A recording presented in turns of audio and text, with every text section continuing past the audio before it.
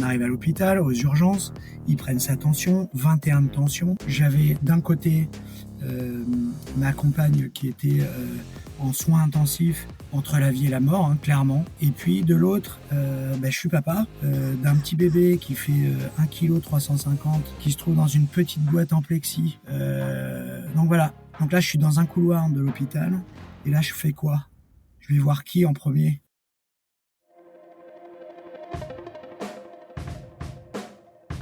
Hello, hello, vous écoutez Les Frappés, le podcast de celles et ceux qui se dépassent. Je suis votre hôte Loïc, ancien sportif de haut niveau en judo, coach, préparateur mental et amoureux d'activités outdoor en tout genre. Ma conviction, c'est qu'on a tous une petite étincelle de folie et d'audace, une version un peu frappée de nous-mêmes au potentiel exceptionnel qui sommeille en nous. J'ai créé ce podcast pour vous faire découvrir des femmes et des hommes qui ont osé le réveiller. Mes invités sont des athlètes de tout niveau, des aventuriers professionnels, des voyageuses au long cours, des entrepreneuses ou encore des militaires, des forces spéciales. Leurs témoignages au micro du podcast sont de puissantes invitations à passer à l'action. Attention, une écoute régulière peut entraîner des changements positifs irrévocables dans vos vies.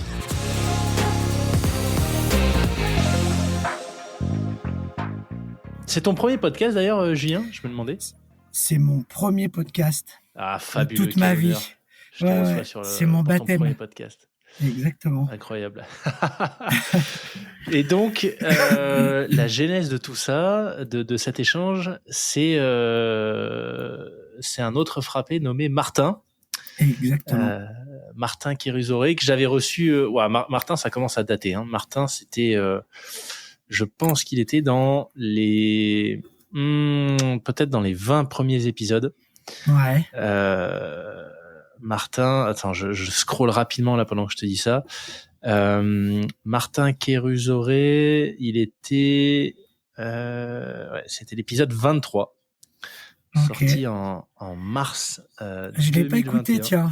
J'irai fouiner. Ouais. S'il y en a qui l'ont pas écouté, foncez. Il y aura le lien. Il y a le lien en description de l'épisode. Martin, il est médiaman embarqué. Donc c'est un passionné de voile et de vidéos photos, et c'est un gars qui embarque sur des bateaux sur des courses extrêmement réputées, et c'est lui qui fait j'en ai parlé plusieurs fois dans plusieurs épisodes, mais j'ai toujours trouvé ça assez hallucinant. C'est le gars qui est capable de faire voler un drone en pleine tempête pour faire des plans complètement incroyables sur des bateaux en train de s'exploser dans des vagues monstrueuses, et puis t'as le drone de Martin qui est là, qui vole au milieu. Exactement, ouais. En fait, il est médiaman sur les gros trimarans, les ultimes, et notamment il a été médiaman sur Sodebo. Et il faisait voler, pour la petite anecdote, le drone en pleine mer, en pleine navigation, sous le trampoline, entre l'eau et le trampoline, pour faire des images assez ouf. Donc ça, c'est Martin. Et du coup, j'ai eu la chance, moi je l'ai connu, parce qu'en fait, il m'a formé, il m'a fait une formation photo-vidéo à bord d'un Volvo Ocean. Excellent. Et toi, t'étais à bord, pourquoi ? Justement pour apprendre le métier de médiaman, ou rien à voir ? Pour apprendre à faire des images embarquées sur un bateau, ouais. Ok. Incroyable. Ouais, donc foncez écouter cet épisode. Et du coup, aujourd'hui, c'est quoi votre relation avec Martin ? Vous vous voyez toujours ? Tu fais de la photo, de la vidéo embarquée aussi maintenant, ou Oui, alors moi, à mon humble niveau, mais on se voit de temps en temps avec Martin. Mais cette première rencontre, ça a donné suite à un projet que moi j'ai mis en place, que j'ai fait, que j'ai imaginé et que j'ai monté, qui s'appelle la Cordée de la diversité. C'était de gravir le Mont Blanc avec une équipe complètement improbable, handi valide, hommes-femmes, pour démontrer que la diversité est une force, que chaque singularité fait la force du collectif. Et du coup, pour ça, il fallait, pour faire passer le message, il fallait naturellement avoir des images et un film. Et c'est Martin notamment, et un autre médiaman qui a accepté d'embarquer dans l'aventure et de nous faire un chouette film. Excellent. La cordée de la diversité. Et donc, pour boucler la boucle sur la genèse de cet épisode, c'est à ce moment-là que Martin t'a suggéré de venir partager tout ça sur les frappés? Pas du tout. Martin, il m'a donné ton contact. Je sais pas, c'était en fin d'année 2024, il y a pas si longtemps. En me disant, alors moi j'avais déjà entendu parler de toi parce que je travaille à la Massif et je travaille notamment sur la partie communication pour Skipper Massif. Donc tu as fait un super chouette podcast sur Charlotte Yvain et Loïs Berréard qui étaient les deux skippers massifs, le duo massif. Et du coup j'avais déjà entendu parler de toi. Et lui, par un autre biais, me parle de toi et me dit tu devrais contacter Loïc, ça peut l'intéresser ce que tu fais. Donc voilà comment on en est venu à être mis en relation. Excellent. Comme quoi. Ouais. Génial. Super. Et écoute, c'est fait pour le contexte de l'épisode. Merci Julien. Ce que je te propose, alors là, tu as déjà envoyé quelques petits teasings bien alléchants notamment sur ce dernier projet que tu as réalisé, la cordée de la diversité. Ce que je te propose, c'est qu'on fasse quand même un petit rétro-pédalage, que tu nous expliques dans les grandes lignes peut-être ton parcours, tu vois, d'où tu viens et puis comment t'en es arrivé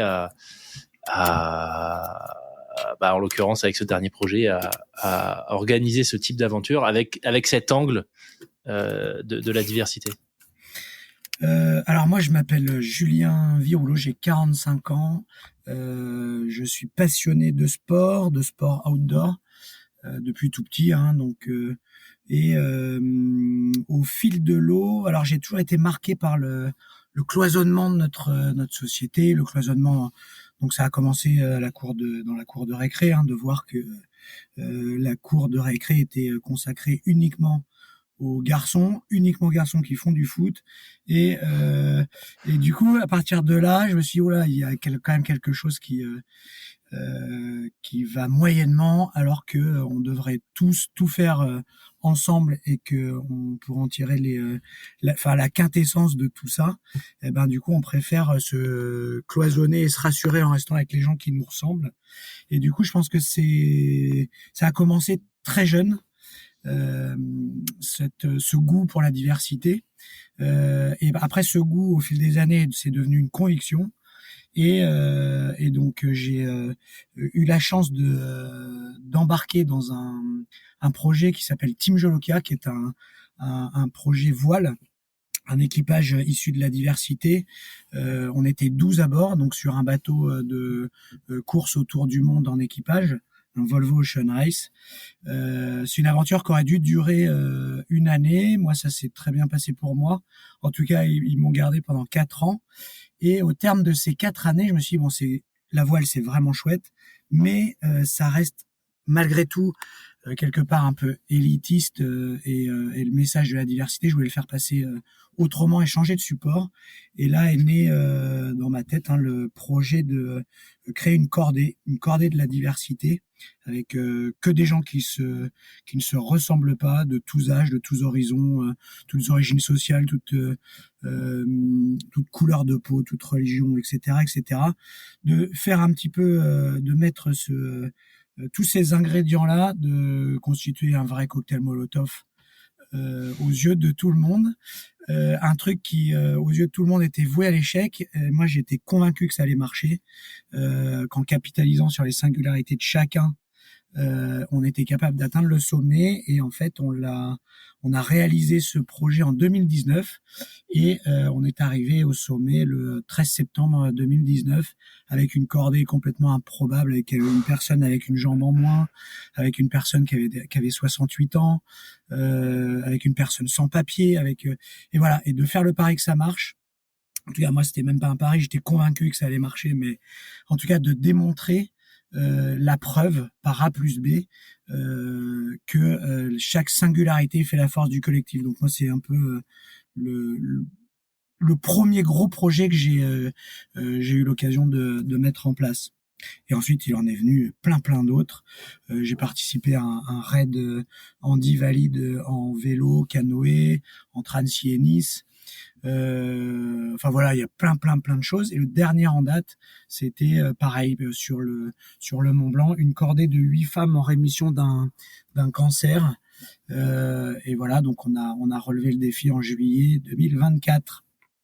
Je suis en train de me rendre compte que du coup j'ai confondu les deux. Ouais, pas grave. J'avais en tête ce dernier projet avec cette cordée de femmes en rémission, puisque je crois bien que c'est celui dont tu m'avais parlé. Ouais. C'est le dernier en date en tout cas, ouais. La cordée de l'après, ouais. Ok, mais du coup, j'ai confondu avec l'autre. Ok. Pas de souci. Écoute, on va parler de tout ça. C'est très intéressant ce que tu dis sur cette sensibilité que tu as eue finalement très jeune, au cours de l'école. J'imagine la période que tu évoques, c'est quoi? C'est la primaire. Oui, c'est ça. Qu'est-ce qui fait, tu penses que à un âge où peut-être qu'on se soucie plus effectivement, tu vois, des cartes Pokémon dans sa collection ou de pas être sélectionné en dernier pour les équipes de foot, qu'est-ce qui fait que toi, à cet âge-là, ce qui t'a marqué, c'est ce que tu as décrit un peu plus tôt, le fait que les cours d'école sont je sais plus exactement les termes que c'était, mais plutôt peut-être voilà, on voit une chose, c'est des garçons qui jouent au foot et pas forcément autre chose. Ouais, c'est clair. Moi, ce qui j'ai toujours eu cette sensibilité là. Alors déjà parce que par mon parcours de vie, des parents séparés, un divorce qui se passe pas spécialement bien, donc là il y a déjà une petite fracture ou en tout cas un manque de cohésion, un manque de il y a un morcellement, je pense. Alors après c'est de la psychologie de bas étage, mais je pense que c'est parti de là. Et j'ai toujours eu besoin des autres. Je n'ai jamais aimé faire les choses seul. J'ai toujours eu besoin d'un collectif. J'ai toujours eu besoin de rassembler des gens autour de moi pour un objectif commun. Que ce soit dans un atelier de travail à l'école primaire ou dans mes projets aujourd'hui de plus grande ampleur, donc en sport ou sport extrême. Mais du coup, je pense que le goût des autres, l'intérêt des autres et la conviction qu'on a besoin de l'autre pour avancer. Il y a le vieil adage, tout seul on va plus vite, ensemble on va plus loin. Je trouve ça vraiment naze parce que ça veut dire qu'on s'arrête à des petites phrases, parce que je pense qu'on va même pas plus vite tout seul. Donc, je pense qu'on a vraiment la nécessité de ça, on a l'obligation, mais on a la nécessité de faire confiance à l'autre et de construire un collectif. Et en fait, les choses se sont accentuées et ce ressenti-là, ce besoin-là s'est accentué au fil des années et il continue parce que justement, en opposition à ça, ce qui se passe dans la société aujourd'hui, c'est vraiment du cloisonnement. En fait, les gens commencent à partir du moment où on a un sentiment de peur, de crainte, on se rapproche des gens qui nous ressemblent. Parce que voilà, c'est humain, c'est comme ça, on est construit sur des stéréotypes et des préjugés, parce que ça nous rassure. Mais à partir du moment où on n'a pas cette petite lumière rouge dans le cerveau qui s'allume en se disant oh là, attention, ça c'est un préjugé et c'est pas quelque chose de constructif, et ça peut m'éloigner des autres et ça peut m'éloigner d'un collectif nécessaire. Et là, je pense que ça devient dangereux. Et du coup, aujourd'hui, les gens ont peur globalement de ce qui se passe, de l'inconnu, de l'avenir, etc. Et du coup, ils se rapprochent de gens qui leur ressemblent et ils se fascinent de gens qui ont d'apparence peur de rien et qui ont droit à tout.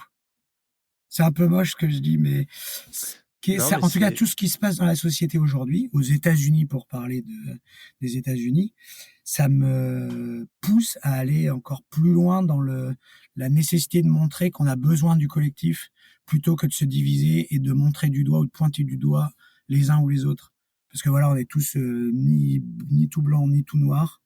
On a tous des qualités, tous des défauts. Mais en tout cas, on a tous besoin de vivre ensemble. En tout cas, on est tous là. Donc, autant que ça se passe bien, quoi.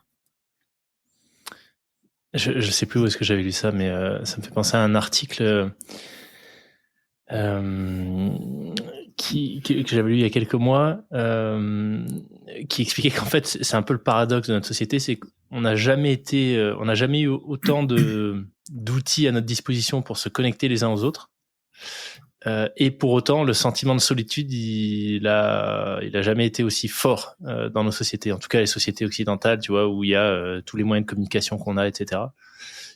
Qui est un peu c'est un peu du coup la situation paradoxale. Hyper Ouais. connecté et pourtant hyper isolé.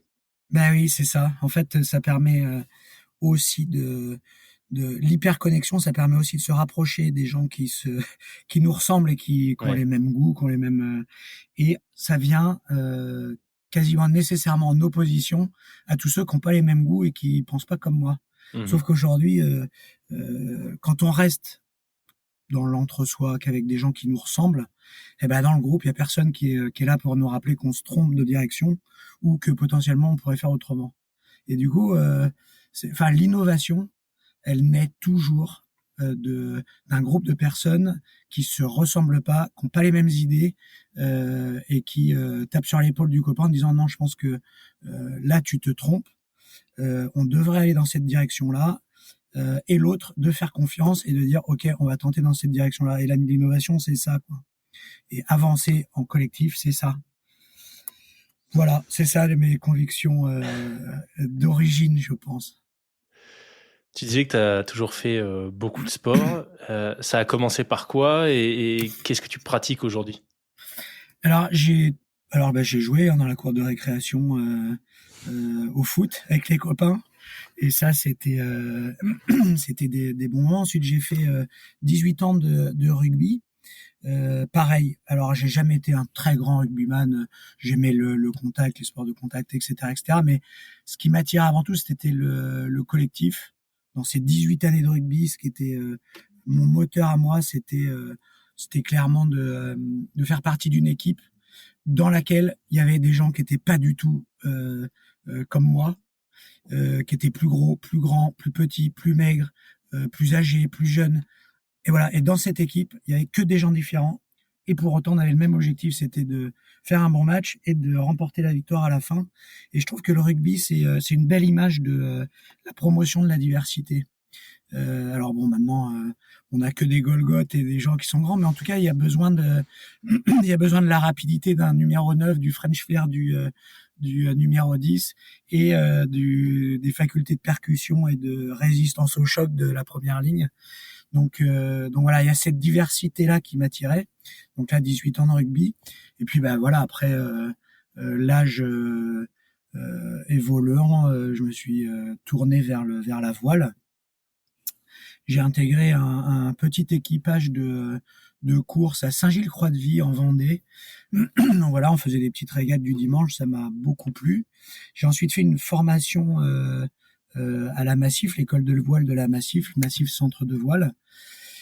Et puis un jour, sur les réseaux sociaux, je vois une photo, la photo d'un gros Volvo Océan, c'est un bateau de 60 pieds, une Formule 1 des mers qu'on fait avancer en équipage. Donc il y avait ce double aspect, il y avait le gros bateau de course au large autour du monde et il y avait la notion d'équipage. Donc je tombe sur cette photo de bateau sur Facebook. Je clique dessus et là je lis le texte dans lequel est écrit Team Jolokia recrute son futur équipage. Et là je me dis non mais banco, j'y vais. J'écris, alors je crois que j'écris une candidature bourrée de fautes, tellement je suis pressé de l'écrire, tellement je suis pressé de candidater. J'ai la chance de recevoir la réponse le 24 décembre 2015 au soir. La réponse favorable et là c'est parti pour 4 années de voile, mais 4 années surtout de collectif à bord avec des moments vraiment de galère, des moments où on a vraiment la nécessité et le besoin de l'autre. C'est-à-dire que tout seul, là, clairement, sur un bateau comme celui-ci, Mhm. eh ben, c'est l'échec. Et là, on a le besoin de se tourner vers l'autre, le besoin d'apporter son aide à l'autre. Et c'est du donnant-donnant. Hein. Mais l'autre, c'est qui? Est-ce que c'est quelqu'un qui me ressemble? Non. C'est quelqu'un à qui il manque une jambe. C'est quelqu'un qui parle pas comme moi. C'est quelqu'un qui a pas la même couleur de peau. C'est quelqu'un qui a pas du tout les mêmes convictions politiques. C'est quelqu'un qui a pas du tout la même religion, etc., etc. Sauf qu'on est, et c'est très imagé, en plus c'est chouette, hein, mais on est dans le même bateau. On a le même objectif. Et du coup, on est contraint et forcé de faire avec l'autre et de capitaliser sur l'autre.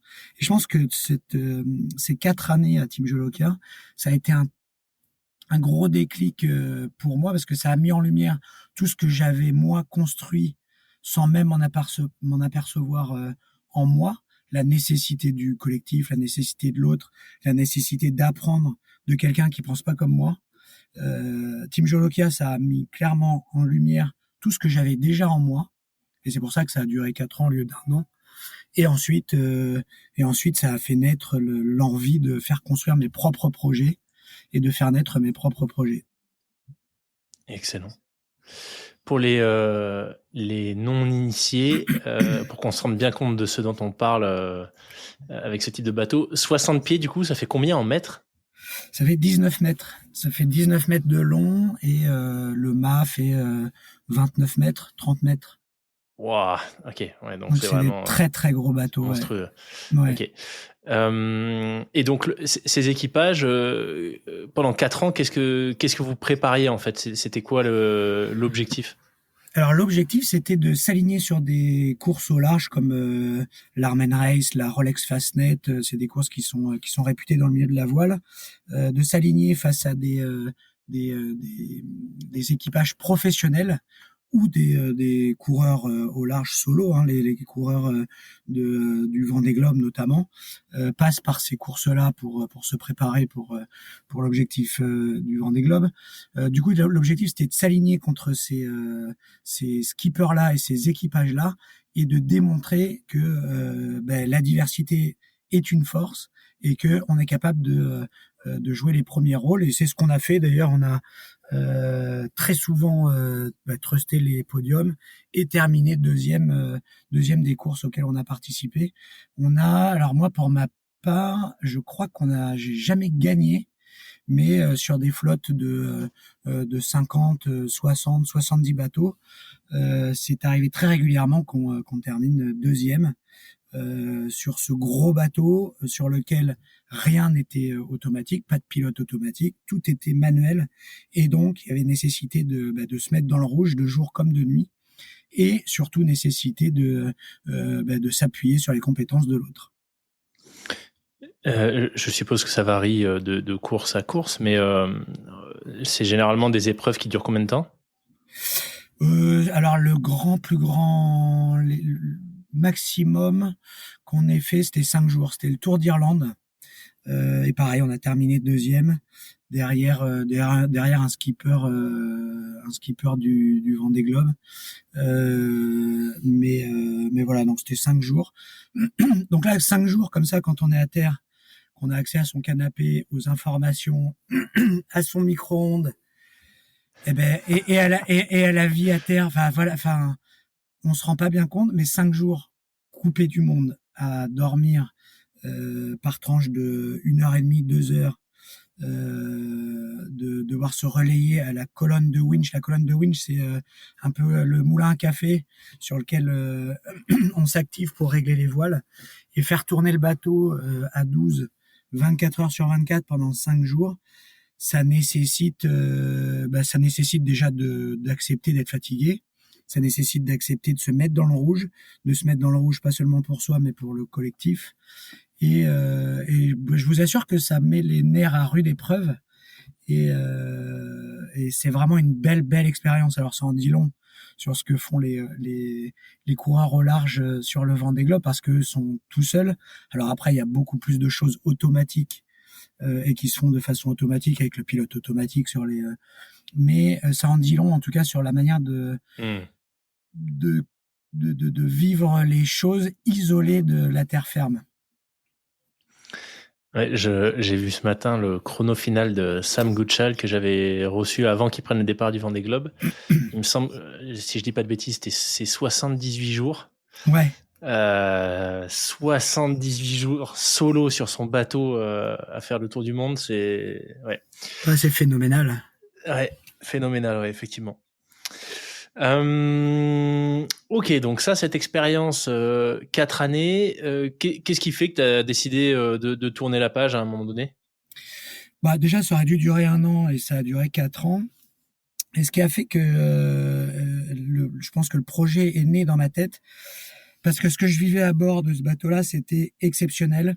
C'était des gens que j'étais destiné à jamais croiser, vers qui je me serais jamais tourné dans la vie de tous les jours. Là, on me les a imposés. J'ai T'as appris peut-être d'eux. des exemples justement de ces parcours que tu penses t'aurais jamais croisé autrement? Bah oui, on avait un coéquipier qui venait d'Italie, qui parlait pas très bien français, donc j'étais pas du tout amené à naviguer avec un Italien. Une personne avec qui, à qui manquait une jambe, amputée tibiale. Voilà, jamais j'aurais été amené à naviguer avec une personne à qui manque une jambe. Euh, des hommes, des femmes. Aujourd'hui, tout est cloisonné. Il y a du sport féminin, du sport masculin. Voilà, c'est tous ces exemples-là. De façon, enfin, je sais pas, il y avait une personne avec qui je suis resté en contact, qui est devenu un très bon ami, qui fait plus de 2 mètres. Donc lui, il était destiné plutôt à faire du volley ou du basket, mais il s'est retrouvé sur ce bateau-là avec moi.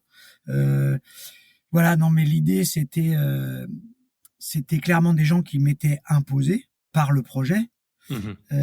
de qui j'ai énormément appris, à qui j'espère j'ai apporté.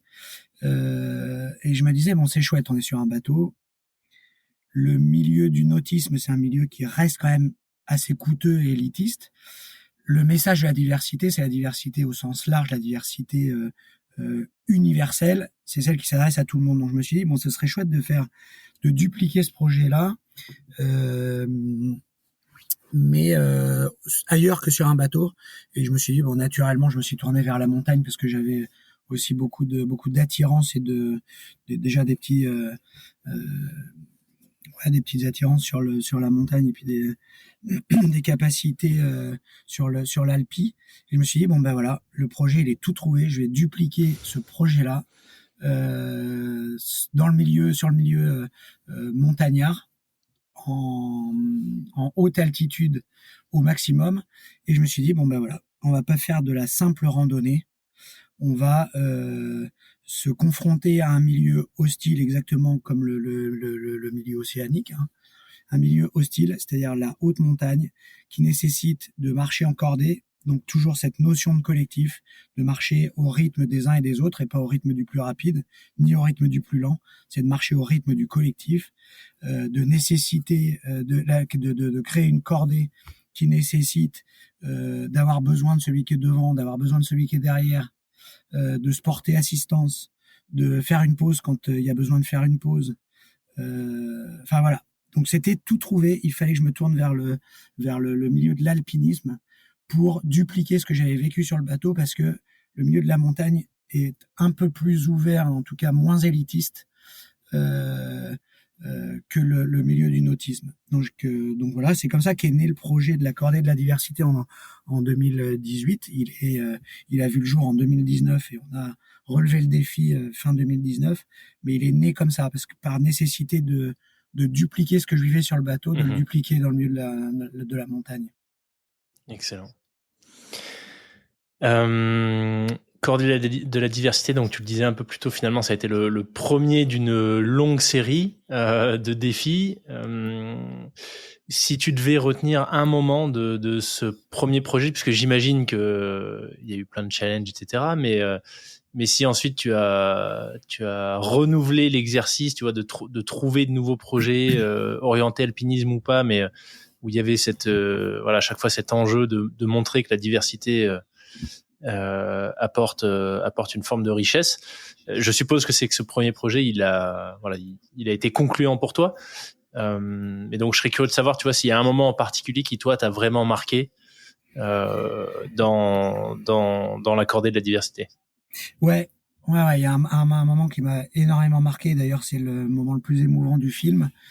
Que Martin a réalisé, c'est le moment où Ludo, un des membres de la cordée, on était 8, où Ludo atteint le refuge de Tête-Rousse. C'est pas le sommet, C'est pas le départ du chalet. C'est réellement ce moment-là où Ludo arrive au refuge de Tête-Rousse, qui est à 3200, je crois, 3200 mètres d'altitude. C'est pas foufou, hein. Mais à partir du moment où on prend conscience que Ludo, c'est une personne qui est multi-handicapée, qui partait d'un niveau physique proche de zéro, qui a un bras plus court que l'autre, qui manque des doigts, qui marche de façon très déstabilisée. Du coup, de voir le chemin parcouru avec Ludo, de son canapé jusqu'à ces 3200 mètres, ce refuge de Tête-Rousse, ce premier checkpoint de l'ascension, de le voir arriver, lever les bras au ciel et fondre en larmes, bah, je vous assure que là, je me suis dit, bon, le projet, il est, mais déjà réussi, qu'on atteigne le sommet ou pas, il est déjà, mais réussi, le message, il est là. Il est clairement de montrer que Ludo, cette personne sur qui, dans la société, personne ne compte, limite, on la laisse bien de côté, parce que moi, j'ai besoin de performance, j'ai besoin de faire du chiffre, j'ai besoin d'aller vite, j'ai besoin, Ludo, cette personne-là sur laquelle on ne compte pas dans la société, eh ben, elle a compté énormément du premier jusqu'à ce jour-là dans la vie du collectif, par son humour, par son mauvais caractère, parce qu'en plus, ce Ludo-là avait un petit caractère bien trempé. Il a apporté sa personnalité, il a apporté son regard, il a apporté son handicap visible au collectif, et je vous assure de montrer le chemin que lui a parcouru, ça en ferait pâlir plus d'un qui aujourd'hui gonfle un peu les pectoraux et les muscles en disant, voyez, regardez-moi, regardez ce que je sais faire, regardez ce que je fais. Mais c'est rien comparé à ce que Ludo a fait sur ce projet-là, quoi. Donc pour moi, le défi il était déjà relevé. C'est l'image que je vois, et j'invite toutes les personnes d'ailleurs à aller voir le film, parce que cette image de Ludo qui lève les bras au ciel avec son casque de travers, avec ses 8 mois de préparation, en boitant, en pleurant, en ayant envie de renoncer par moment, et avec un collectif autour qui est là pour le booster, qui est là pour se nourrir de son expérience à lui et de ses avis à lui. Ben, je vous assure que là, même en reparlant, j'ai encore des frissons, quoi. Donc ça, c'est vraiment l'image que j'ai de ce projet-là. Attends, plusieurs choses sur lesquelles je voudrais rebondir. Déjà, le film, comme ça, on en parle tout de suite. Où est-ce qu'on peut le trouver? C'est quoi le titre? Alors le titre, c'est La cordée de la diversité, oser ensemble, et ça se trouve sur YouTube, tout simplement. Sur un accès libre. Ouais, okay. Tout à fait. Oser ensemble, accorder la diversité. Ok, très bien.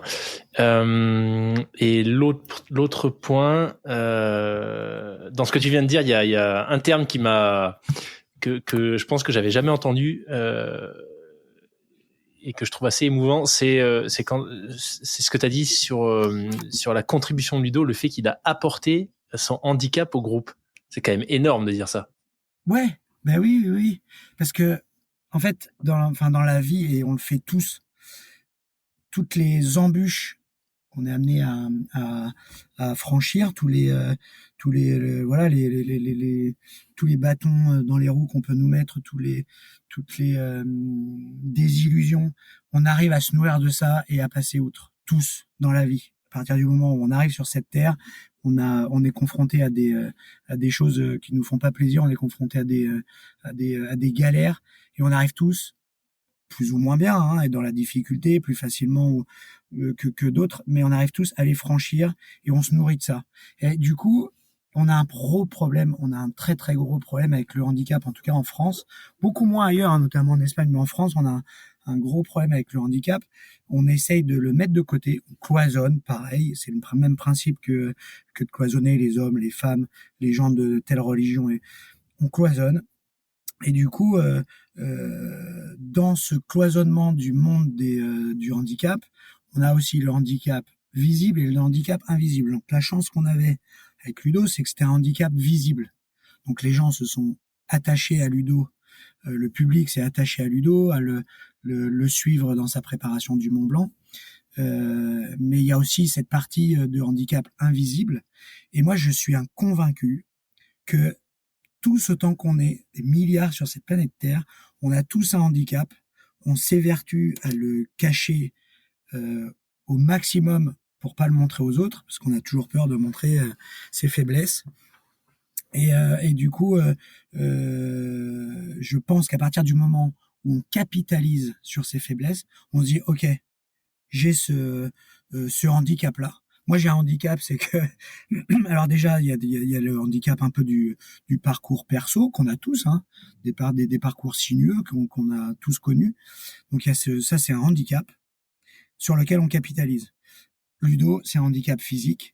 Moi, j'ai un autre handicap, c'est que je sais pas compter, quoi. Enfin, je suis nul en maths et je déteste les maths. Ben voilà. Et ben moi, ce truc-là, je vais le chercher chez les autres. Voilà. Donc, c'est vraiment ce principe-là de pas se cacher derrière son petit toit, de pas cacher son handicap, de pas cacher ses difficultés, son parcours de vie. Parce que à partir du moment où on le cache à tout prix, et ben on capitalise pas dessus, quoi. Mmh. Et voilà. Et donc je pense que Ludo, il nous a amené son handicap. Il nous a donné son handicap comme une force, quoi, en disant ben vous voyez les gars, moi avec mon pied qui marche de travers, avec mes deux bras qui sont pas de la même longueur, avec mes difficultés à m'exprimer, ben vous voyez les gars, je suis là, je fais le même parcours que vous. Alors, je fournis beaucoup plus d'efforts que vous parce que moi j'ai conscience d'avoir ça, mais enfin regardez quoi. Et c'est lui en fait qui alimente cette nécessité de se nourrir de la différence de l'autre. C'est pas quelqu'un qui est en pleine santé, d'apparence physique, psycho, parce que voilà, aujourd'hui la société elle nous montre que des gens comme ça. On est fasciné par des gens qui sont ultra rapides, ultra forts, qui ok, et c'est très bien et c'est chouette. Et moi aussi, ça me nourrit et ça me montre certains aspects de la performance. Mais pour moi, la vraie performance, elle est dans le fait de s'alimenter des gens qui sont différents. Et je pense qu'à partir de là, on arrive à construire des collectifs. Alors moi, humblement des petits collectifs de 8, 12, 24 personnes, mais si on pouvait le dupliquer à l'échelle de je sais pas d'un plus grand collectif, d'une entreprise, d'une nation et pourquoi pas du monde, mais alors là je serais le plus heureux des hommes, quoi. Mais moi je le fais humblement avec à mon petit niveau, de démontrer qu'on a tous besoin de la différence de l'autre pour avancer. Et besoin de la différence de l'autre et que c'est crucial d'embrasser sa propre différence. Moi, c'est un peu ça le message que j'entends quand tu disais, tu vois, que toi, tu as des difficultés avec les maths, par exemple, mais donc tu vas le chercher ailleurs. Enfin, tu vois, de pas essayer de le cacher. Bon, là, c'est un exemple oui, voilà, c'est parlant, plus, voilà, trivial qu'un handicap visible, mais je trouve que le message est très fort aussi, tu vois, finalement. Pour refaire de la philosophie de bas étage, je te disais un peu plus tôt cet article, tu vois, que j'avais lu, où le paradoxe de notre temps, c'est qu'on n'a jamais été aussi connecté, à la fois aussi isolé. Il y a peut-être ça aussi, c'est qu'on n'a jamais eu autant accès aux différences les uns des autres, justement parce qu'il y a cette hyper connexion. Donc ça pourrait être une super opportunité de se dire de s'enrichir à travers des parcours différents du nôtre. Et pourtant, il y a peut-être jamais eu autant ce souhait de conformité absolue, tu vois. Ouais, exactement. D'où l'essor incroyable des influenceurs, etc. Enfin, toutes ces dérives qu'on peut voir. Enfin, en tout cas. Ouais. Non, mais moi, t'as raison. Moi, pas employer le terme de dérive, tu vois. Ouais, c'est clair. Et c'est là aussi, c'est un paradoxe, tu vois. C'est que finalement, non, embrassons nos différences, soyons fiers de qui on est, chacun des parcours différents. Oui, effectivement, on a tendance à mettre sur un piédestal les gens qui font du TMB en moins de 20 heures, et c'est fabuleux parce que c'est génial. C'est génial, c'est incroyable, mais il y a peut-être d'autres manières pour soi, je veux dire, de vivre de belles aventures, tu vois, pas forcément que pour prendre l'exemple dans le trail, peut-être pas forcément que les courses à dossard type UTMB. Ouais, qui sont des courses géniales, hein. Ouais, exactement. Ah ouais, puis ça demande une abnégation, une préparation du sacrifice individuel incroyable. Et du coup, ça, c'est, toi, je montre pas ça du doigt du tout et j'adore. Je suis fan. D'ailleurs, je pratique le trail dès que je peux. Alors, je mets des causes derrière tout ça, mais je pratique le trail et je suis fasciné par les temps records, par des Kylian Jornet, des Mathieu Blanchard, enfin, c'est des mecs hors normes. Et ça, c'est génial parce que c'est des mecs qui montrent aussi la voie. Mhm. Moi, c'est cette besoin que j'ai de façon innée du collectif qui m'amène à construire des collectifs à travers les singularités de chacun. Mais reste aussi un grand passionné de course solo. Charlie Dalin sur le dernier Vendée Globe, les Kylian Jornet quand il est tous les sommets à plus de 4000 mètres de la chaîne alpine, c'est complètement incroyable. Enfin, c'est génial et ça, faut pas se détacher de ça. Non, bien Euh, sûr, ouais. Non, évidemment, ouais. non, mais ce que je voulais dire, c'est, je suis complètement d'accord avec toi, tu vois, c'est fabuleux de voir, finalement, c'est des gens qui font progresser le sport. Ah Mais ouais. là où je pense que les dérives potentielles, c'est de croire que c'est le but, tu vois, que si tu te mets au Ouais. trail, tu dois être capable à un moment donné, dans 2 ans, alors que tu viens de commencer, de faire l'UTMB en moins de 20 heures. Ouais, c'est clair. Alors que non, pas du tout, tu vois, il y a peut-être Pas du plein de tout. manières de le faire différemment. Et je pense à ça parce que j'ai récemment vu un post un autre ancien invité du podcast qui s'appelle Benoît et qui fait qui est un ancien triathlète professionnel qui s'est reconverti dans l'ultracyclisme. Ok. Et c'est un malade, hein. C'est-à-dire que c'est le gars, il fait des épreuves type Race Across France en pignon fixe. D'accord. Et il gagne. Tu vois, première fois, il a fait la Race Across France 300 km, ça finit par une ascension du Mont Ventoux. Il était en pignon fixe et il a gagné. Donc voilà, Incroyable. pour te dire un peu le phénomène. Et là, il y a pas longtemps, il expliquait qu'il revenait de 2 ans de pause vélo. Il avait pris énormément de recul sur sa pratique, ce qu'il allait chercher dans ce type d'épreuve. Et là, il a repris la compétition avec un Gravelman. Donc Ok. Gravelman, c'est organisé par Steven Le Yarrick, qui est aussi un autre invité du podcast. Décidément, je fais plein de promotions d'anciens épisodes. Ah ouais, mais c'est Et bien. et il me sent comment? Je dis c'est bien. C'est Ouais, bien. ouais, ouais.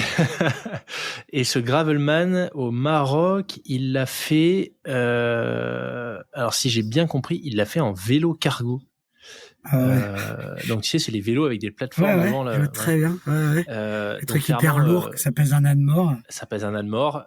C'est pas avec ça que tu vas chercher un chrono.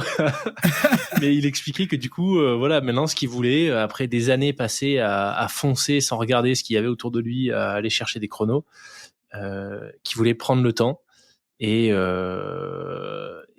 finalement apprécier les épreuves, tu vois.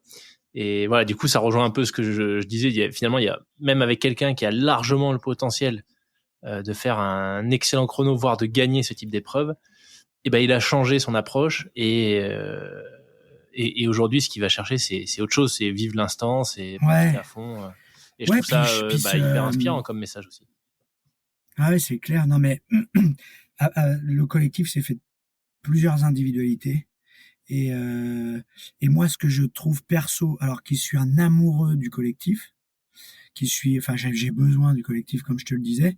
Dans le trail, je vais chercher, je sais pas, une version améliorée de moi-même. Je sais pas comment dire, parce que je sais que sur tous les trails auxquels je participe, je sais que je vais pas gagner. Hein.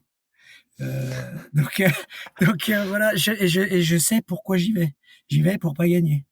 Mais ce que je retrouve dans le trail et que je suis convaincu que toi aussi retrouves, c'est le fait d'aller puiser au fond, le fait d'aller utiliser des Mhm. capacités que tu soupçonnais pas ou que tu avais jamais eu envie d'aller titiller, et c'est le dépassement de sa propre machine. On est une machine.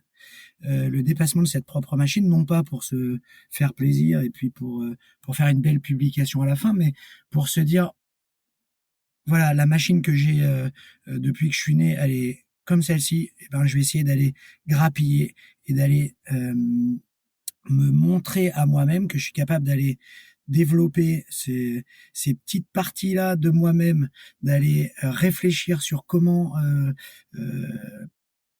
passer outre ce moment de galère qui, il y a 10 ans, m'aurait fait abandonner. Là, je vais pas lâcher, j'y vais le couteau entre les dents parce que j'ai besoin de voir cette ligne d'arrivée et de démontrer que ma machine à moi, je l'utilise à 40% depuis le début et que je peux aller encore plus loin, quoi. Et je parle d'individualité parce que, en fait, d'apporter une amélioration psycho, hein, et physique à sa propre machine, ça permet aussi de se situer dans le collectif et ça permet aussi d'ensuite apporter ce qu'on pense pouvoir apporter au collectif. Mais et du coup, à partir du moment où on fait ça, ça veut dire qu'on accepte aussi que l'autre nous apporte. Et bien à partir de 2, c'est un collectif, quoi. Ouais. À partir de 4, 6, et voilà. Et du coup, je pense que l'individu, la personne, en tout cas moi, j'ai besoin d'être bien. Pour être bien, il faut que je sois dans un collectif. Et pour pouvoir être dans un collectif et être bien dans ce collectif, il faut aussi que moi je sois bien et que je puisse apporter ce que j'ai à apporter au collectif. Sinon, ça marche pas. Et du coup, le trail, c'est ça qui est génial, je trouve. C'est de pousser ses limites, celles qu'on n'imaginait même pas possible de dépasser, de franchir ses limites, d'avoir cette satisfaction perso et de se dire, ok, bon ben voilà, la machine que j'ai entre les mains, je suis parti de là, j'arrive à ça, j'arrive à la pousser un peu plus, j'arrive à faire ça, et ben voilà le message que je veux faire passer à mon petit collectif, voilà ce que je veux apporter à ce petit collectif, quoi. Je sais pas comment l'exprimer mieux, parce que c'est pas c'est de la vraie humilité, je trouve, le trail. Parce qu'on y va, on sait qu'on va pas gagner. Oui, voilà. Ouais. C'est de la vraie humilité. Et puis on sait qu'on va galérer. On sait on ressemble à rien quand on arrive d'un trail. Mais on n'est plus le même homme, quoi. Et on n'est plus la même femme. Et c'est cette nouvelle version après la ligne d'arrivée qui fait qu'on peut se mettre au service encore mieux, au service du collectif, je trouve. C'est vrai que cette notion de prendre le départ en sachant que tu vas galérer, comme tu dis, alors c'est dans le trade, je pense que c'est d'autant plus palpable, tu vois, dans tous les sports, peut-être où c'est long. Enfin, tu vois, moi quand je faisais du judo avant les compétitions, bon, tu sais que tu vas galérer, mais tu sais qu'à la fin de la journée, c'est fini entre guillemets, tu vois. Mais c'est vrai que l'ultra, par exemple. Tu vois, je me retrouve inscrit sur le Tour des Géants. Je sais que ça va être infernal, tu vois, et que ça va durer pendant 6 jours. Donc ouais, je sais pas si c'est possible, en tout cas en tant qu'amateur, de se lancer sur ce genre de choses. Enfin, forcément, ça te rend humble, je pense, tu vois. Parce que tu sais que tu vas prendre la foudre, c'est une évidence. Donc ouais, c'est intéressant ce que tu dis. Ouais, je sais pas comment l'analyser. Faudrait aller voir un psychologue spécialement pour ça. Pourquoi est-ce qu'on fait ça? Enfin, il y a plein de gens qui nous posent la question. Ouais, ça. Pourquoi est-ce qu'on fait ça? Je sais pas, pour utiliser la machine au maximum de ce qu'on peut l'utiliser, pour la développer et pour pouvoir être mieux s'inscrire un peu mieux dans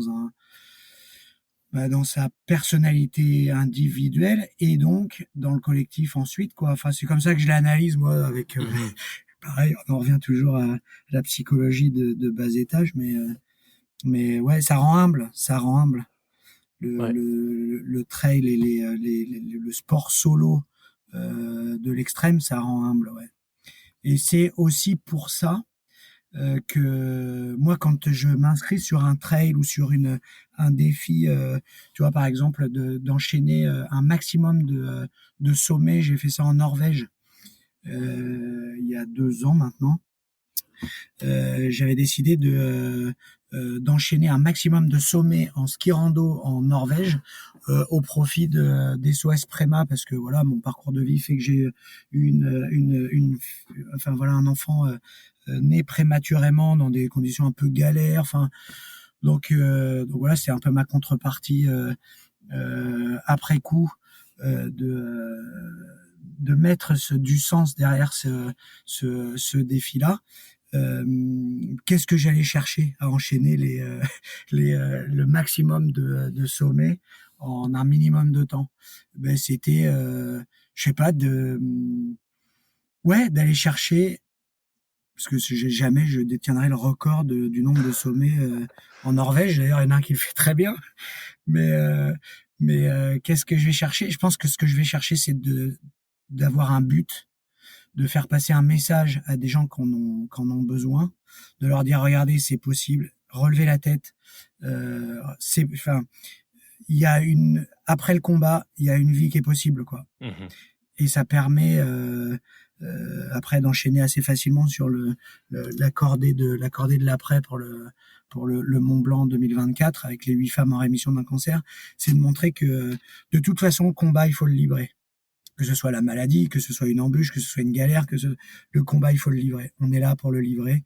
Il n'y a pas d'autre objectif que de gagner. Enfin, de passer au-delà l'embûche, de passer, de gagner le combat, de gagner contre la maladie. Voilà, ce combat-là, il faut le livrer. On n'a pas d'autre choix. Et une fois qu'il est livré, regardez ce qu'on peut faire, quoi. Regardez ce qu'on peut faire, ensemble. J'ai un très bon copain qui écoute régulièrement le podcast, mais je pense que je lui enverrai en particulier cet épisode en lui disant celui-là, faut vraiment que tu l'écoutes parce que ce message de finalement on n'a pas le choix que de gagner nos propres combats, je le trouve extrêmement fort. Et je pense que en plus du fait de ton parcours, je savais pas du tout que t'avais une enfant prématurée. Ce copain en particulier, ça a aussi été décidément, je te jure, j'ai pas une liste avec tous les anciens épisodes qu'il faut que je plug, mais je l'ai reçu. On a fait un épisode en 2 parties parce que c'est le papa de 2 très grands prématurés. Mm-hmm. Si je dis pas de bêtises, qui sont nés à 5 mois. Et ça a été extrêmement compliqué. Et c'était finalement aussi ce qui disait que finalement il y a pas le choix, quoi. Qu'est-ce que tu veux faire d'autre que de te battre? Donc ouais, c'est pour ça qu'on est là. Ouais. Depuis le début, depuis la nuit des temps. On est là. Toi, dans ton cas, si t'es ok pour en parler, parce que bien sûr, fois, je savais pas, et donc c'était pas prévu. Non, mais avec plaisir. Elle est enfin, tu disais que finalement ça a été assez difficile. Elle était prématurée de combien? Alors, elle était prématurée de 2 mois simplement. Donc, elle est née à 7 mois. Ok. En fait, donc elle s'appelle Margot. Elle a 17 ans aujourd'hui. Elle va très bien. Mais les débuts ont été compliqués quand on est prématurément. C'est la première fois que j'étais papa. Aujourd'hui, je suis papa de jeunes filles. Mais c'est la première fois que je devenais papa. La veille, je faisais encore du rugby. Je m'étais cassé les 2 clavicules. Et c'est rigolo, hein. Je m'étais cassé les 2 clavicules parce que moi, je suis un petit modèle. Je jouais à la mêlée. Le pack, les 8 de devant me sont tombés dessus. J'étais sur le côté. Ça m'a cassé les 2 clavicules. Et donc, le lendemain, j'étais alité. Voilà. Et ma compagne, qui était enceinte de 7 mois, venait me voir régulièrement pour prendre soin de moi, pour prendre des nouvelles, etc. Et c'est des anecdotes hyper fortes, je trouve. Et en fait, au bout d'un moment, la deuxième fois, elle vient me voir, elle me dit « Oh, j'ai un peu mal à la tête, j'ai mal dans les reins. » Moi, je dis « Il faudrait peut-être appeler le médecin. » Donc, bon, elle était elle aussi dure au mal. Elle continue sa petite vie dans la journée. Elle remonte une 3e fois. Bon, là, ça va quand même pas trop. Bon, je dis non, mais là, moi, mes clavicules ou pas clavicules, faut qu'on aille à l'hôpital. Donc, tu conduis, on va à l'hôpital, mais on y va, quoi. Donc, on va à l'hôpital. C'est elle qui conduit. Oui, forcément, avec 2 clavicules en moins, on se dit, avec mes propres limites, que du coup, je vais pas prendre le volant, c'est n'importe quoi. On arrive à l'hôpital, aux urgences, ils prennent sa tension, 21 de tension. Donc là, en fait, on nous explique qu'elle est en train de faire une prééclampsie. Donc que le seul moyen d'enrayer cette prééclampsie, c'est de faire naître le bébé. Donc là, tu comptes sur tes doigts, tu te dis bon alors là, il en manque. il manque de moi, ça va pas, j'ai beau recompter, il manque de moi. Donc Une prééclampsie, Julien, c'est quoi? alors en grosso modo, une prééclampsie, c'est une intoxication du sang qui Ah oui, qui d'accord. va forcément passer toutes les couches de l'utérus et de la poche dans laquelle se trouve le bébé et donc du coup faire mourir le bébé et empoisonner le bébé en plus d'empoisonner la maman. Donc là on a Ah un ouais, ouais, tableau là, un c'est peu du méga chaotique sérieux, ouais. ouais, c'est ça, une prééclampsie, c'est une toxémie gravidique, ça s'appelle en d'autres termes. C'est une intoxication qui va toucher tous les organes de la maman et bien sûr le fœtus. Donc là, le seul moyen d'enrayer tout ça et de tenter de sauver la maman, c'est de faire naître le bébé et de faire en sorte que le bébé vive. Donc le bébé, donc Margot, naît donc de façon prématurée, en urgence, ce soir du 29 octobre. Moi, j'avais mes 2 clavicules, alors les douleurs étaient très très très lointaines. Là, on a plus mal. C'est là qu'aussi on apprend sur la manière de gérer la douleur et de se mettre ses propres limites. Là, j'avais plus du tout mal. Il fallait prendre le taureau par les cornes et voilà. Donc, j'avais d'un côté ma compagne qui était en soins intensifs entre la vie et la mort, hein, clairement, avec de l'eau dans les poumons, avec des reins qui fonctionnent plus, avec des analyses de sang et un sang qui qu'il faut absolument assainir, sinon ça va continuer d'alimenter le cœur avec un myocarde qui commence à être touché. Enfin voilà, vraiment un tableau. Alors moi dont j'ai pris conscience au fur et à mesure, au fil des semaines, parce que sur le moment on a la tête dans le guidon, on vit ça sous adrénaline. Et puis de l'autre, je suis papa d'un petit bébé qui fait 1,350 kg, qui se trouve dans une petite boîte en plexi. Donc voilà. Donc là, je suis dans un couloir de l'hôpital. Et là, je fais quoi? Je vais voir qui en premier? Donc moi, ma raison à moi, c'était d'aller voir la maman. Donc parce qu'elle l'avait portée, parce elle était entre la vie et la mort. Donc je suis allé voir la maman. J'ai réussi à échanger avec elle en soins intensifs l'espace d'une minute. Et elle m'a dit va voir Margot. Donc là j'avais son feu vert, je suis allé voir Margot en néonatologie de Niort. Donc là j'arrive dans cette pièce avec des gens avec des masques. À l'époque il n'y avait pas le Covid, hein, donc quand il y avait un masque c'est que c'était pas bon quoi.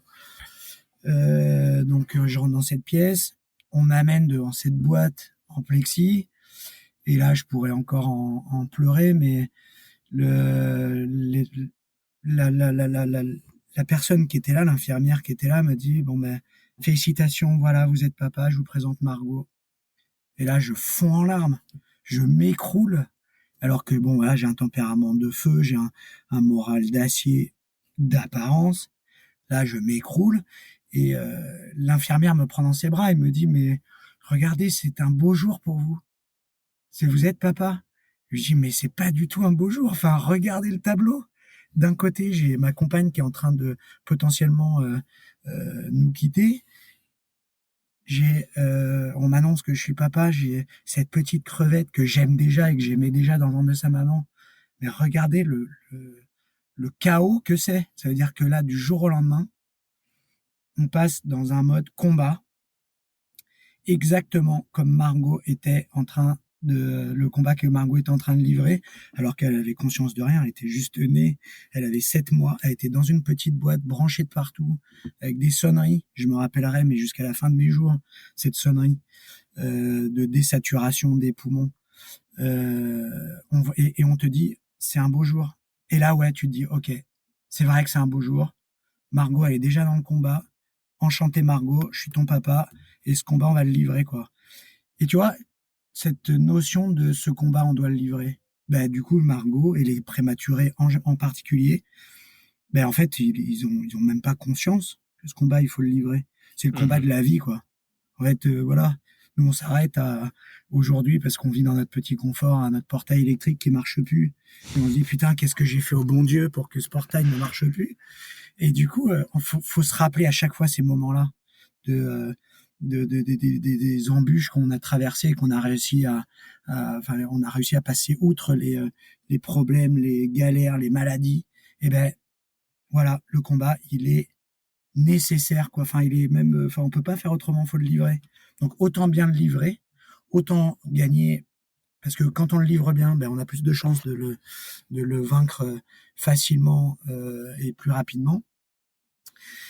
Et voilà. Et du coup, je pense que c'est ça qui m'a aussi alimenté dans la nécessité de donner du sens à tous les projets que je mets sur pied, même dans mes courses individuelles en trail ou en course alpi, en ski alpinisme.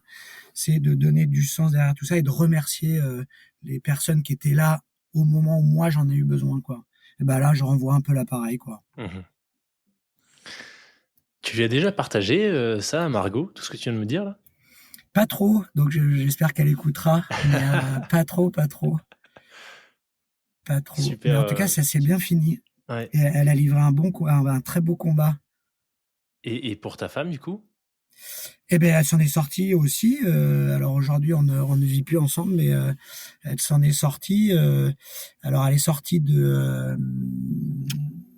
soins intensifs au bout de 3 semaines, si je dis pas de bêtises. Ah, quand même, ouais. Parce que ça fait 17 ans désormais, donc elle est sortie de soins intensifs au bout de 3 semaines. Elle a eu la chance de pouvoir voir Margot au bout d'une semaine. Enfin voilà, tout ça c'est des choses c'est des traumatismes en vrai sur lesquels une maman se construit, un papa se construit et sur lesquels on pourrait tu vois s'attarder et se dire oh là là mais qu'est-ce que je suis malheureux, mais qu'est-ce que c'est dur, mais qu'est-ce que ouais c'est dur. Mais putain, mais qu'est-ce que c'est cool de franchir ces étapes, quoi. Mmh. Qu'est-ce que c'est cool de pouvoir capitaliser dessus et de se rappeler que la vie vaut la peine d'être vécue, que les combats valent la peine d'être livrés et que une fois qu'ils sont livrés, il faut partager ça à tout prix, quoi. Donc voilà. Waouh! Section émotion de l'épisode là. Ouais, mais ouais, et tu vois, mais enfin c'est des émotions, mais en fait faut ces émotions-là, faut les transformer en énergie pour les autres, quoi, parce qu'il y en a Clairement, qui galèrent aujourd'hui. Il y en a qui sont en néonate aujourd'hui et qui savent pas si leur bébé va vivre. ouais. Et là, les mecs là, ils sont en mode combat et ils ont besoin qu'on les alimente, leur dire, hé, les gars, moi je connais pas l'issue de votre combat à vous. En tout cas, livrez-le, quoi. Livrez-le parce que si si vous battez à 100% corps et âme, eh ben vous aurez rien à regretter derrière et c'est l'histoire qui aura été comme ça. Mais en tout cas, mais livrez ce combat, quoi. Livrez ce combat parce que la vie d'après elle est trop belle et il y aura d'autres combats à livrer après, mais allez-y, quoi. Je te propose, en parlant de combat, qu'on revienne, enfin qu'on attaque du coup le dernier gros en date que tu as livré avec une équipe, qui est cette ascension. Alors du coup, je suis désolé, j'ai peur de me retromper. C'est Vas-y. la cordée, le dernier, le nom c'était C'est la cordée de l'après. de l'après, voilà, ok, c'est ça. Avec une équipe donc 100% féminine, que des femmes en rémission, c'est ça? Exactement. Ok. Exactement.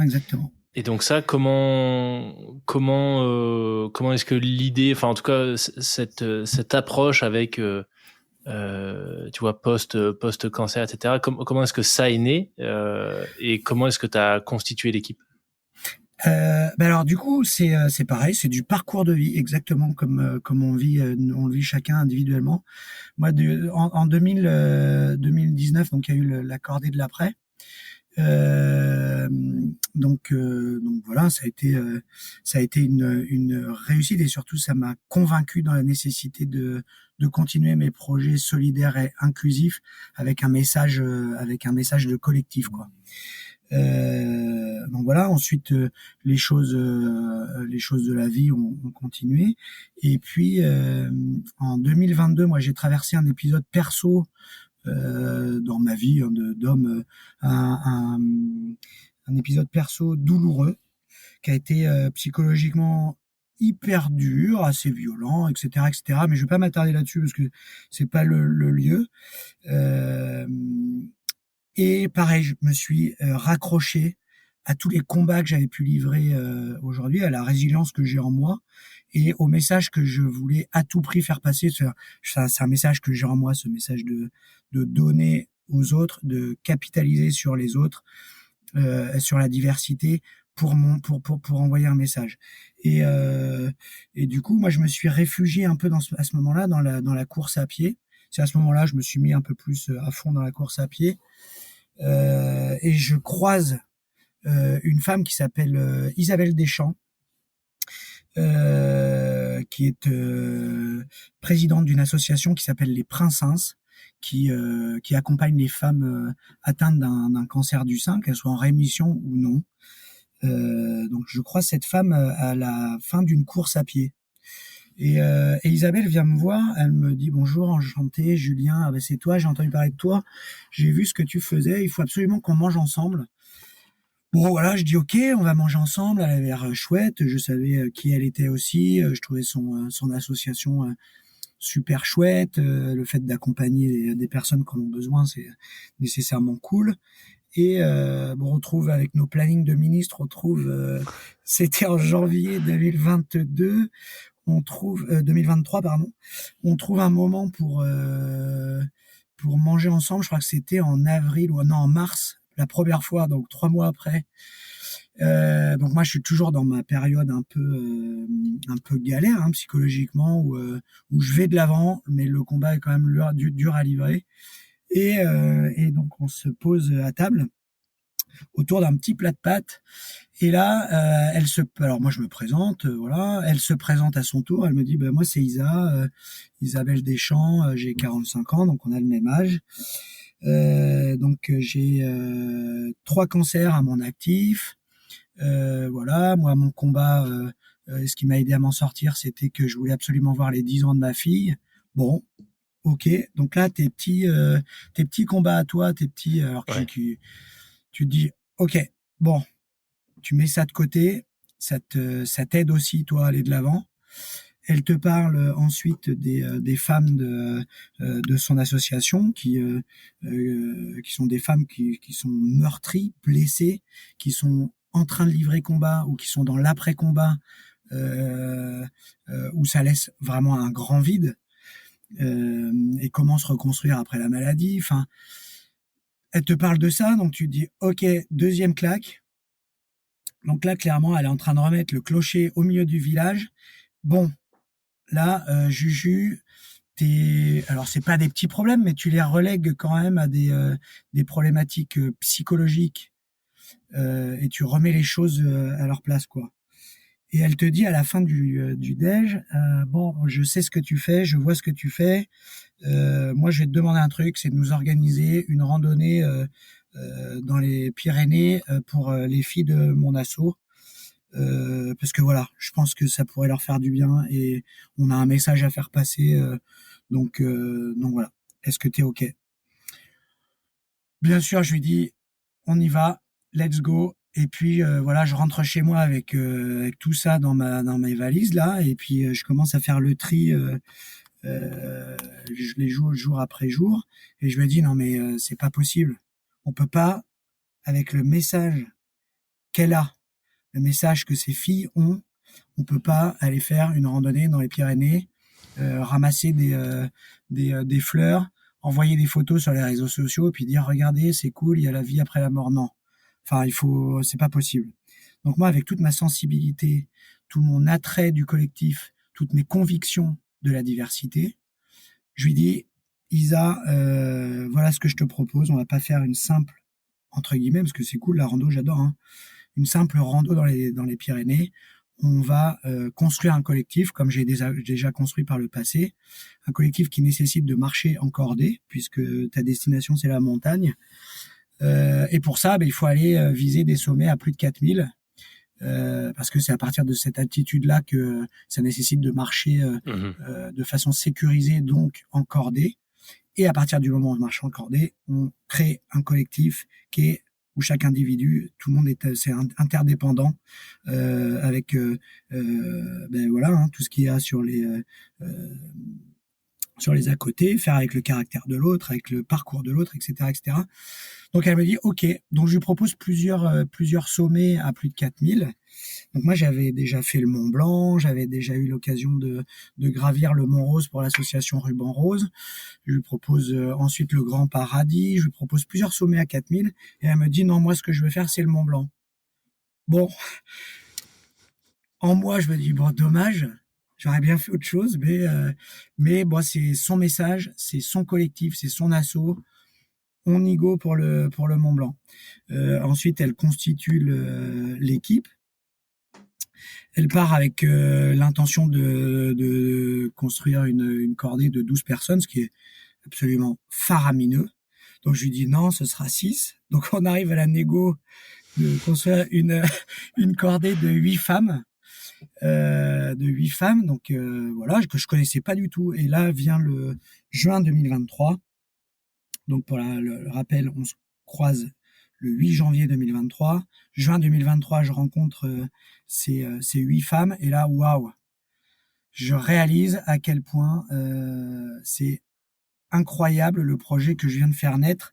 Et j'en connaissais pas ni les tenants ni les aboutissants. Et encore aujourd'hui, une fois que le projet est terminé, je réalise encore aujourd'hui ce qu'il y avait derrière, quoi. Donc je rencontre ces femmes et je me dis ok, bon ben alors là ça dépasse exactement tout ce que je pouvais m'imaginer sur les ingrédients nécessaires du collectif, quoi. Et elles sont toutes arrivées avec des caractères différents, avec des profils différents, avec des cancers différents, avec des opérations différentes. Et il a fallu dupliquer et reproduire ce que moi je sais faire le mieux, c'est de construire un collectif en se capitalisant sur les différences de chacune, en l'occurrence. Donc là, on n'avait pas de diversité de genre, mais on avait tout le reste, avec diversité de caractère, de parcours de vie, d'origine sociale, de façon de penser, bon. Donc ça, j'avais vraiment toute matière pour construire un collectif solide et solidaire. Et on a réussi, voilà, à construire cette cordée à travers un collectif solide qui s'est éprouvé au fil des entraînements physiques, de la préparation physique. J'aurais fait faire de la spéléo. On a commencé à s'entraîner en montagne dans les Pyrénées. On a commencé à se confronter à la pente, etc., etc. Et voilà comment c'est né et comment on a commencé à préparer ce Mont Blanc. Excellent. C'était quoi du coup par rapport aux spécificités de chacune alors même si tout était en rémission, j'imagine que dans certains cas ça peut laisser des traces, des cicatrices plus ou moins fortes. Ça a été quoi les enjeux de cette phase de préparation? Les enjeux, ça a été de faire avec le dossier médical de chacune. Ouais. En plus de la diversité individuelle qui composait le groupe, quoi. Et aujourd'hui, les capacités physiques de quelqu'un qui fait pas de sport, elles sont proches de 0. Les capacités physiques de quelqu'un qui a subi 1, 2, 12 opérations, on est dans le négatif, quoi. Ouais. C'est-à-dire que tu as de la psycho, tu as du physique, et là, ça part dans le négatif. Tu pars d'un état des lieux où, attention, elles ont beaucoup de courage, beaucoup de force, et elles l'ont prouvé en battant la maladie. Mais waouh, qu'est-ce qui reste derrière le champ de ruines, les cicatrices sur le corps. Aujourd'hui, il faut bien s'imaginer que ces 8 femmes, à elles seules, à elles 8, elles comptabilisent 51 opérations anesthésiées. Enfin, mais on se rend pas compte parce qu'on parle tellement de cancer partout. On connaît tous quelqu'un qui a le cancer, mais ça veut dire quoi avoir le cancer? Moi, j'ai découvert ça à travers ce projet-là. Donc moi, je me suis enrichi de ces 8 femmes et de leurs 8 compagnons parce que j'ai capté. Et pourtant, hein, voilà, on a tous moi, j'ai des proches qui ont le cancer. Ça implique quoi? Ça implique une sexualité anéantie. ça explose une vie de famille, ça touche les enfants, ça touche les maris, ça touche la vie professionnelle, ça touche la vie sentimentale, ça touche la confiance en soi, ça explose absolument tout. Et ça, on n'en parle jamais par pudeur, par peur de l'attraper juste en parlant. Mais et du coup, moi j'ai découvert ça dès les premiers pas de l'accordé, de l'après, dès que j'ai commencé à découvrir ces 8 femmes. Et en fait, ça a alimenté la machine. Ça a alimenté. On va se nourrir de ça. Ok, toi, t'as eu ce cancer-là, t'as galéré, ça a fait exploser ça. Ben aujourd'hui, c'est quoi tes forces? On est allé chercher les forces de chacune et ça a alimenté la roue. Et ça a alimenté le collectif. Et aujourd'hui, on a eu au tout début du projet, on a eu des discussions parfois musclées sur tel ou tel profil, qu'est-ce que fait cette personne-là dans le collectif, est-ce que tu es sûr que... Moi, j'étais convaincu que le choix d'Isabelle de ces 8 femmes, c'était le choix qu'il fallait respecter et sur lequel il fallait capitaliser. Là, j'ai pas choisi ma diversité, là.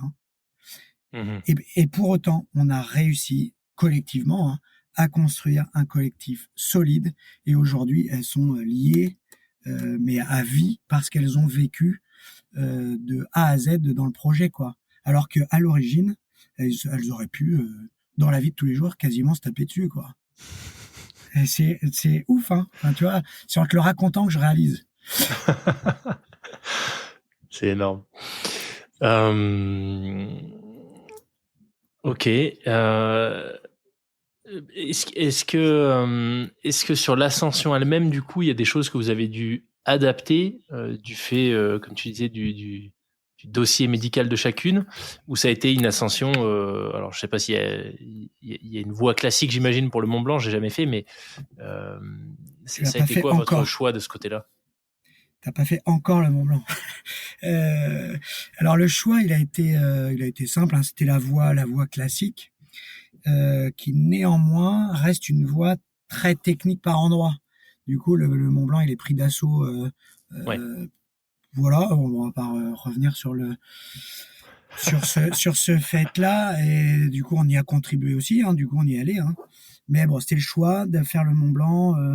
Mais on est passé par la voie normale, qui reste une voie très exigeante. Mais avant même de parler de l'ascension en elle-même, on a eu une ascension qui était beaucoup plus vertigineuse. C'était l'année de préparation avec les filles. Parce que cette année de préparation avec les filles, il y a eu la construction du projet, mais il y avait le suivi médical. Et moi, je me suis embarqué à 100% dans le projet humain. Et du coup, je vivais, moi perso, au rythme des analyses médicales des unes et des autres, en me disant, voilà, ça va, ça, ce voyant-là est plutôt orange, là c'est vert, là c'est vert, là c'est vert, là c'est vert, on y go, on déclenche, on peut passer à autre chose. Et chacune, individuellement, avaient et ont encore aujourd'hui des examens médicaux, de l'hormonothérapie avec des effets secondaires parfois invivables, avec des maux de tête, avec des vertiges, avec donc voilà, il y avait tout ce suivi là, et on s'est entouré d'un médecin sur place ici pour les accompagner, et d'un médecin supplémentaire au moment de l'ascension, pour bien cerner un peu tout ça, tout ce qui tous les aspects médicaux que moi que moi j'ignore, et chacun son boulot. Donc du coup, on s'est entouré de médecins. Mais ce que je veux dire par là, c'est que l'ascension en elle-même, elle s'est faite du premier jour de la construction du projet jusqu'à l'arrivée au chalet. Et je m'explique, c'est que on a vécu au rythme des analyses et des visites de contrôle de chacune d'entre elles. Et pour en revenir à Isabelle Deschamps, celle par qui et pour qui j'ai imaginé ce projet,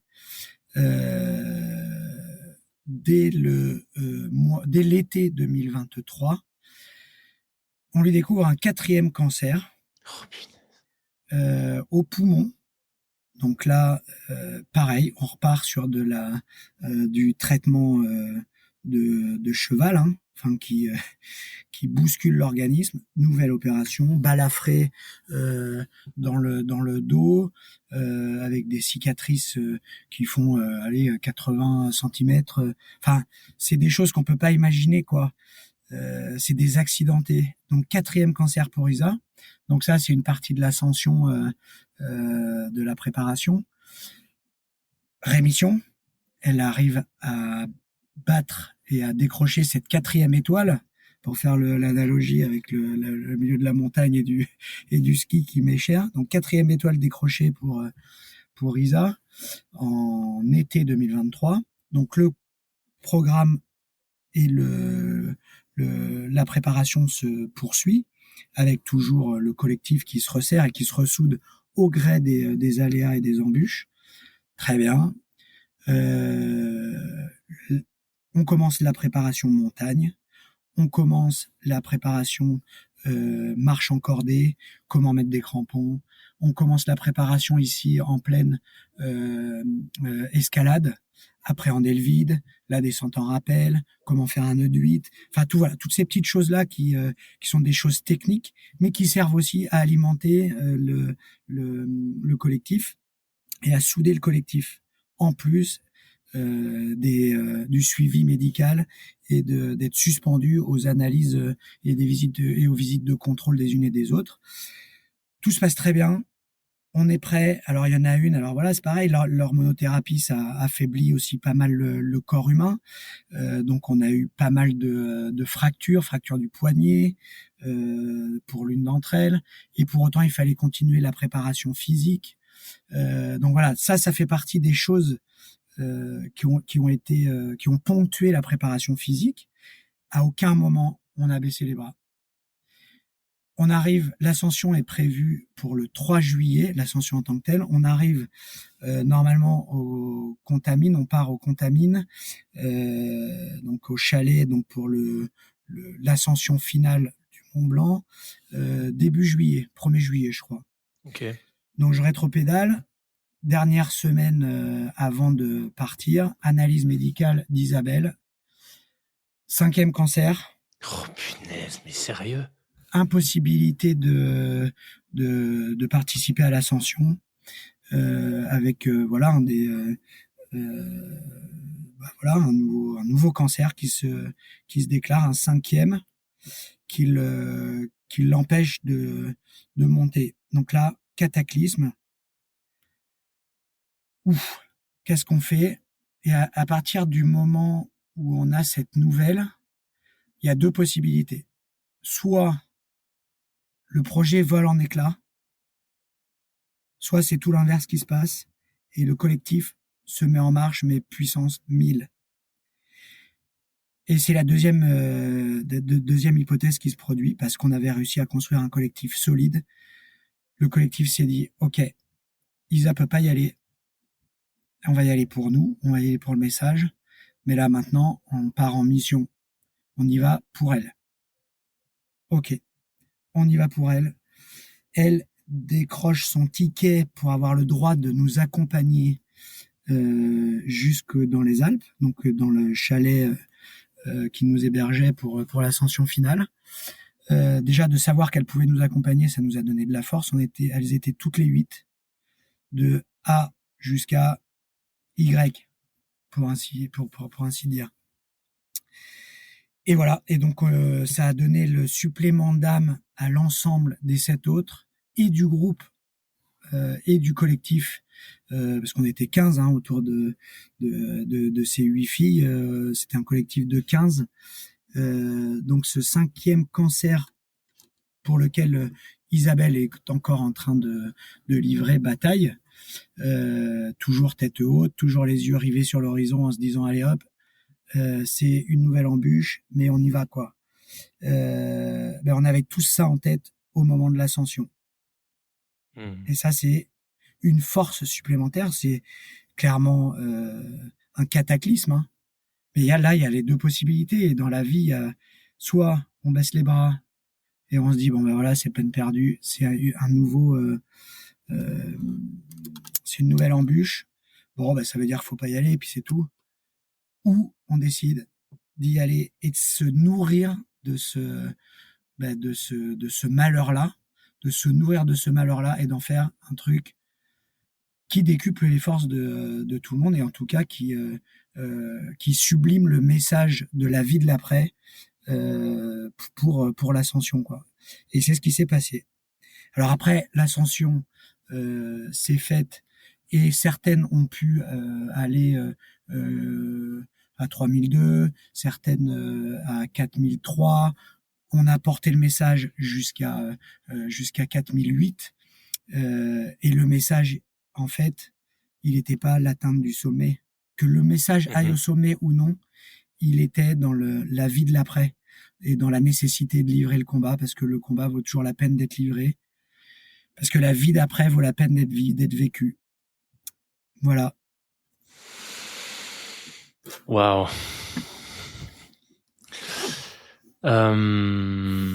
Et donc cette ascension,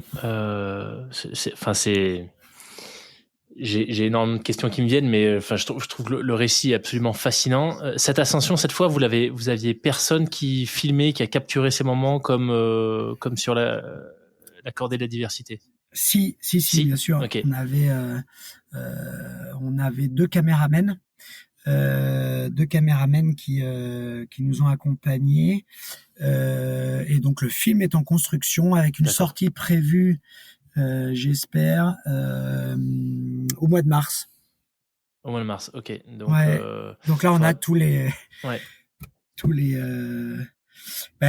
on a les coulisses, alors même pas encore, hein, j'aurais voulu qu'il y ait encore plus de coulisses, mais on a toutes les coulisses, c'est filmé par des professionnels avec des belles images, mais surtout des images authentiques, des visites chez le médecin, des images du Mont Blanc, des images de la préparation physique, des visages des filles qui galèrent, des visages des filles qui rigolent aux éclats, qui pleurent, avec tous les hauts et tous les bas que comporte un tel projet.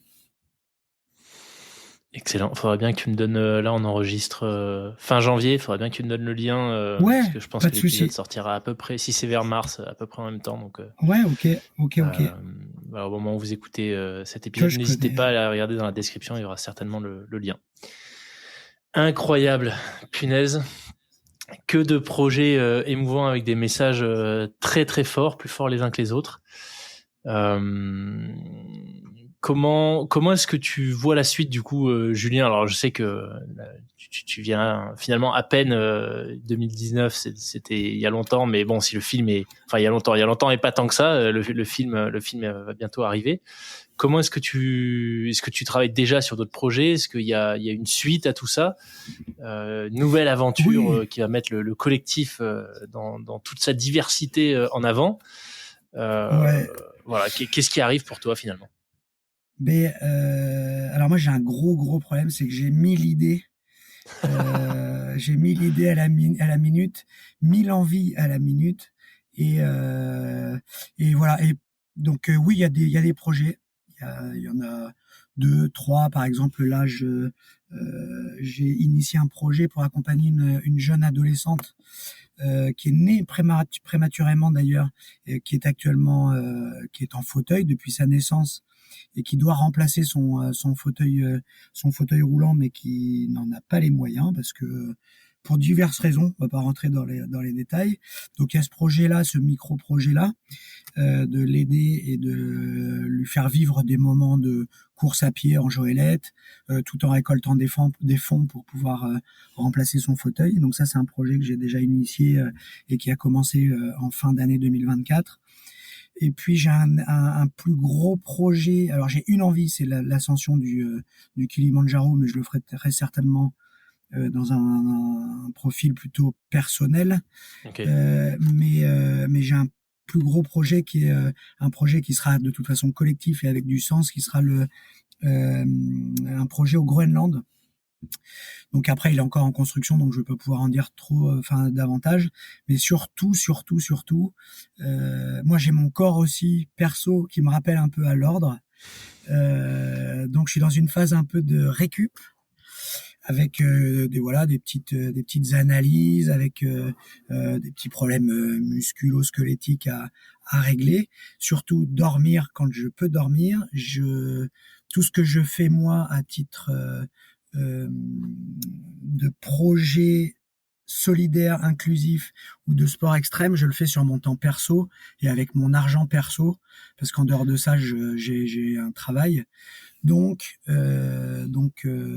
voilà, et je suis dans une phase où il va falloir que je savoure le projet de la cordée de l'après, que je digère le projet de la cordée de l'après, que je prenne un peu soin de la machine pour pouvoir repartir de plus belle en 2026. Mais en gros, 2025, ça va être d'accompagner Leïla dans le remplacement de son fauteuil roulant, de lui faire vivre des courses à pied quand ça sera possible. Et ça va être de partager le film, de savourer le projet qui vient de se passer, parce que c'est un projet qui, mine de rien, je me rends compte aujourd'hui, m'a énormément brassé et bouleversé, parce qu'elles sont bouleversantes. Et je pense que le film va retracer un peu ces aspects-là. Et puis voilà, prendre un peu du temps pour moi, pour ma famille, pour ma compagne. Et puis voilà. C'est déjà un très très beau programme. Ouais. Fabuleux. Eh bien, écoute, Julien, un immense merci d'avoir accepté de venir témoigner au micro du podcast. C'était fascinant de t'entendre partager tous ces projets, des bouts de ton propre parcours de vie. Vraiment, merci beaucoup, et merci à Martin de t'avoir suggéré à l'époque de prendre contact. C'était une excellente idée. Donc, hésite pas toi-même, si tu croises d'autres personnes au parcours fascinant comme le tien, de faire ce que Martin a fait. Parce que tu parlais d'enrichissement à travers le collectif, la diversité. Bah, finalement, le podcast, c'est un peu ça aussi. C'est faire découvrir des gens qui ont des parcours très différents des nôtres, mais dont on peut s'enrichir. Donc voilà, merci énormément une fois de plus, Julien. Merci à toi, et merci pour ce que tu fais, parce que c'est hyper inspirant aussi de se nourrir de tous les podcasts et de toutes les personnes qui défilent derrière ton micro. C'est vraiment chouette. Donc merci et bravo à toi surtout. Merci beaucoup, Julien. À bientôt. Ciao.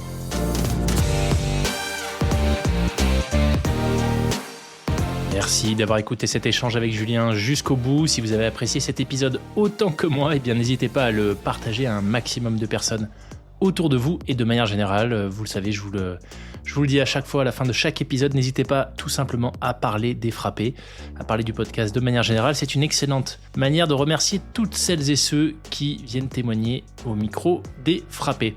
Un immense merci également à toutes celles et ceux qui soutiennent financièrement le podcast sur Tipeee.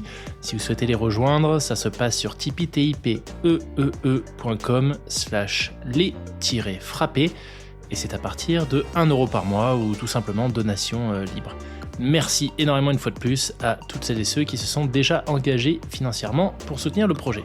Merci à toutes et à tous enfin pour votre fidélité. Le podcast attaque sa 5e année décidément. Officiellement plus de 200 épisodes déjà diffusés.